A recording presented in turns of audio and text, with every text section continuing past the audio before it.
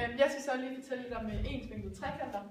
Og når man har en trekant, så er der en retvinkel her, den kalder vi C, og så kalder vi stort B og stort A, og så siderne, de hedder så det, altså så den her side hedder lille b, og den her side hedder lille a, og den her hedder lille c. Og så hvis det er to ensvinklede trekanter, så betyder det, at vinklerne de er parvist lige store. Men det er forskellige størrelser. Og så for at finde ud af, hvis nu at vi har de her to trekanter her, så vil vi godt finde ud af, hvad den her side her den er. Og for at gøre det, så skal vi finde skalafaktorerne, og den finder vi, hvis vi har to af de samme sider med samme bogstav. Så vi siger, at vi godt vil finde ud af, hvad A1 den er. Og så har vi målene på begge B-sider her, så vi siger A1 lige med K gange A. Og så siger vi, fordi vi har de to B'er her, så siger vi B1 er lige med K gange B. Og så siger vi, for at isolere K, fordi det er det K vi gerne vil finde, så siger vi B1 divideret med B lige med K. Og så indsætter vi vores tal her, som er 4 divideret med 2 lige med K.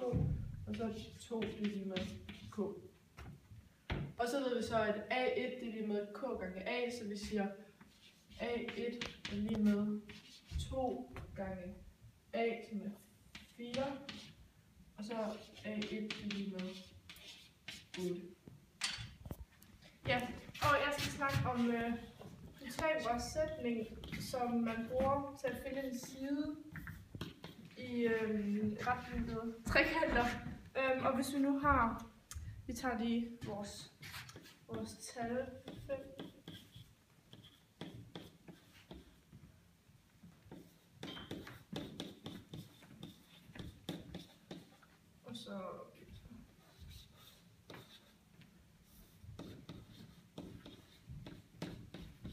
Og så ved vi, at C er lige med 11.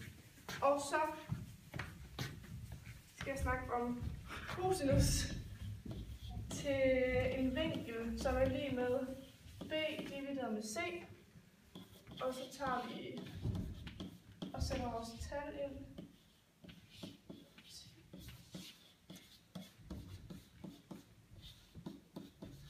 Og så siger vi cosinus i minus første til vinklen er lige med cosinus i minus første til 0,5.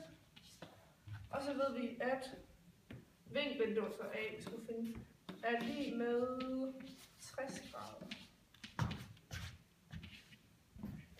Okay, vi skal så regne sinus ud her. Sinus til en vinkel. Vi tager sinus af, det er sinus modstående katete divideret med hypotenusen. Og så skal vi isolere C. Det hedder C gange sinus til A.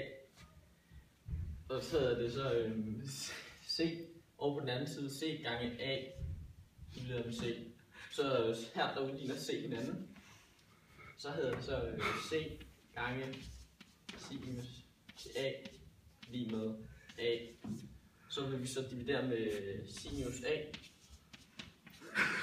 Nu prøver jeg ikke. Og så også gøre det samme herovre. Så vil de her så gå ud med hinanden, og så vil det hedde C lige med A. Det er sådan, man regner sinus til A.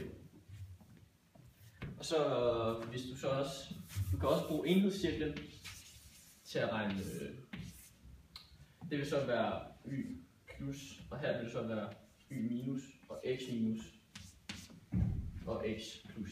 Men her vil det så hedde cosinus